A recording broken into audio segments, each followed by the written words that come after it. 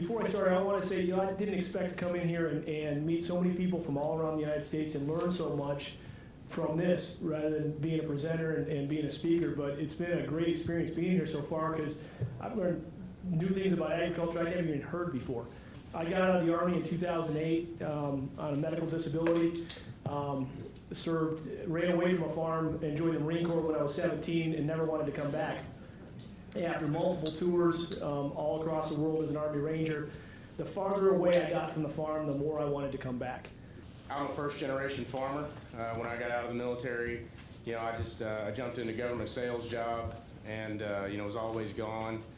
And so, we don't really know. The story's kind of funny because we don't even really know how we ended up down this road. We just bought a piece of land and was like, okay, now what? And we started researching different types of agriculture.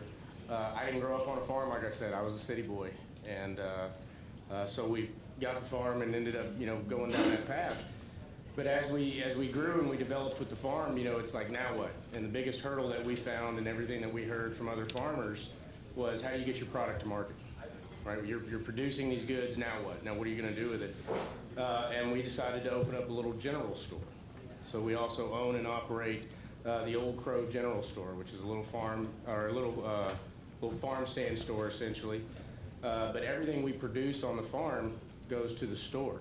So all of our meats that we have butchered and portion cut, we stick them in a freezer, get involved vacuum sealed, and we sell it. It's all USDA inspected. But we also we use the meat to cook with for the store. So we do sandwiches. We do like daily specials. We bake pies. So anyway, so it's a vertically integrated operation that we have, and by doing that, we've really alleviated a lot of our costs. But we've also we're building our brand.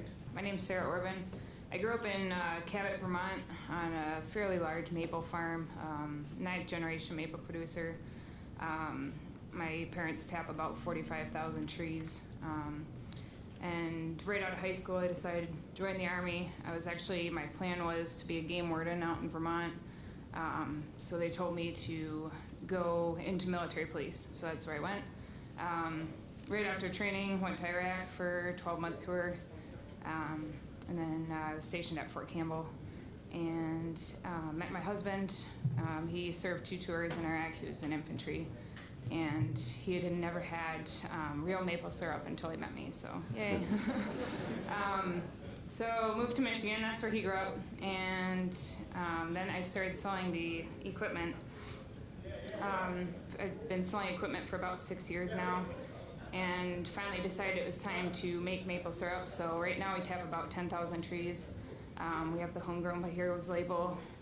It's pretty neat. Yeah, so I'm Davon Goodwin, owner operator of OTL Farms, stands for Off the Land. I'm a first generation farmer as well. This is going on my 4th season farming. I got into farming after I got injured in Afghanistan in 2010. The injuries that I suffered kind of forced me into farming. I actually developed narcolepsy after having a traumatic brain injury. And so after I came back, after I graduated college, nobody would hire me, and so because of the narcolepsy. And so we looked at farming as, kind of the way I was going to feed my family. And so now OTL Farms is a 120-acre farm I lease. We have turkeys, pigs, goats, sheep, and we also do 10 acres of muscadine grapes that we do our own juice from, and also we do hay. And so for my thing is, farming kind of my savior, kind of saved my life.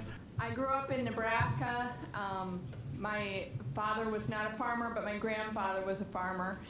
And I went into the Army, spent 4 years in the Army, and I always told my parents I was going to marry a farmer, but then I married a Marine, so I thought, well, that's second best. But one day he asked me if I'd like to go back to the farm, and my answer was, of course, I would love to. And, I had this idealistic impression in my mind what farming was all about. But the most important thing is that it's an honest living. It's a lot tougher than I thought, but it's a great place to raise a family and for our kids to participate. So we've been back on the farm for about 13 years, and I worked as a nurse for quite a few years and have recently come full-time onto the farm about 2 years ago. I'm multi-generational farmer living on a second-generation farm. Our farm's evolved a little bit, so we are a 120-acre farm.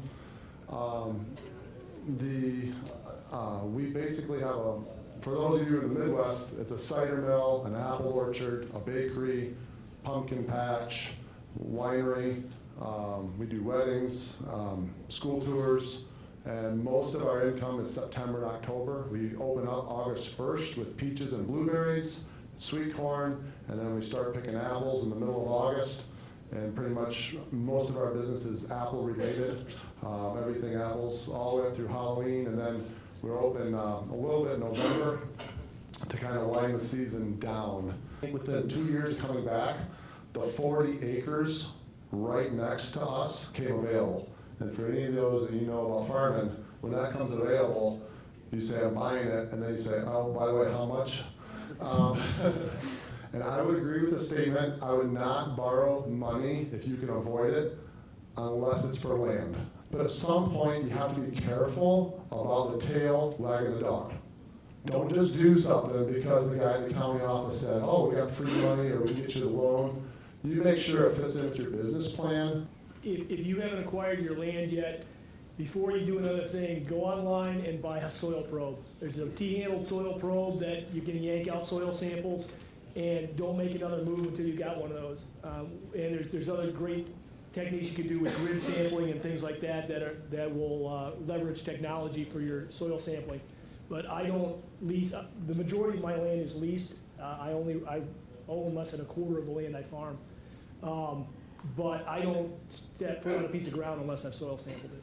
So absolutely soil sample it for both what you want to farm and understand what that soil is going to need, what amendments that soil is going to need to bring it into a productive capacity, whether that's natural fertilizers, whether that's man-made chemicals, whether that's lime and potash in our area, what that soil needs, because, hey, wow, that piece of ground is $1,500 an acre, I'm going to jump all over it. But if it's going to take $4,000 worth of lime and potash and manure to bring that ground to productivity, you may want to take another look at it. It's going to cost. I mean, there is a cost of farming. Yeah, I'm not saying go $500,000 in debt, but it's definitely not going to be something that's going to come off cheaply. And so I definitely think you need to sit down with yourself and really ask yourself, is this really what I want to do? And definitely ask your wife. Because, I mean, at the end of the day, it can be a definitely relationship breaking point. And so if your family's not in it with you, there's definitely going to be some issues. But I definitely encourage anybody, don't be scared to. I mean, if this is what you want to do, don't be scared to take the money out that it takes to be able to do it. You know, I mean, you're betting on yourself, you know, and I feel like that's the best way to bet. Avoid shiny paint. That shiny paint is beautiful. That was a great Kubota tractor and John Deere tractor out there. The newest tractor on my farm is a 1998, and I'm extremely proud of it. We wax it, we polish it, we put it in the barn, and it's a great tractor. Just because it's 20 years old, it's still a great piece of machinery. There are farmers out there that are farming thousands of acres with tractors that came out of Waterloo, Iowa in the 50s and 60s. You don't look across the fence row and see what that farmer's driving in the field. It's just like farmers' pickup trucks. As farmers, you need money all the time. I think people forget that. You know, we can't just have one lump sum of money during a year because we have bills that you get almost on a monthly basis. So we look at what's going to produce for us on a monthly base that we can obviously turn over. And so we do our lambing like that. We do all of everything's kind of around, you know, having a monthly check. And so our farm is probably 80% wholesale, 20% retail. And so it's nice to have that check coming in every month that you can live off of until those bigger sums of money come in. So I definitely think diversification is the way to go, especially if you're a small farmer. My goal as a maple producer is to make products that allow people to incorporate it into their diet. So granulated maple sugar. From that, I do like a French toast seasoning. I do meat rubs, maple pepper. I just make it really easy for people to cook with maple. A lot of people think maple syrup, they think pancakes. It's a stereotype and it should be outlawed. But so maple is the healthiest sweetener on the planet. I'll argue that till I die. You can take honey and put it aside. Maple beats it. They're doing a lot of tests to prove that it's loaded with antioxidants. They're doing tests to prove that it slows the effects of Alzheimer's.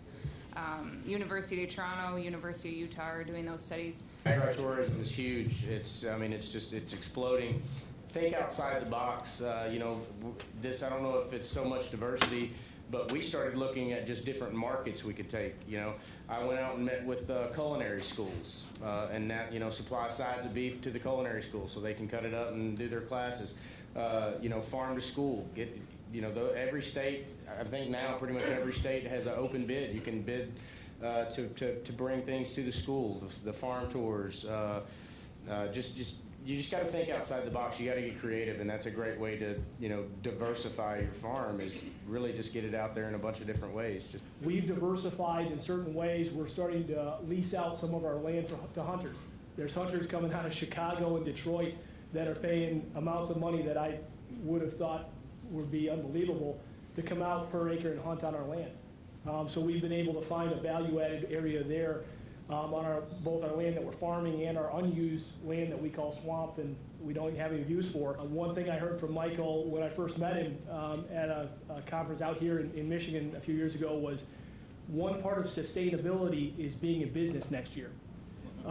So by growing corn and soybeans in a rotation and not having 14 different types of crops and not saying diversity is the way to go, that has allowed us to be a profitable business. One of the things I love about what Michael's created with the Farmer Veteran Coalition is we're a great big huge tent under which there are so many different types of farms and so many different types of people under it.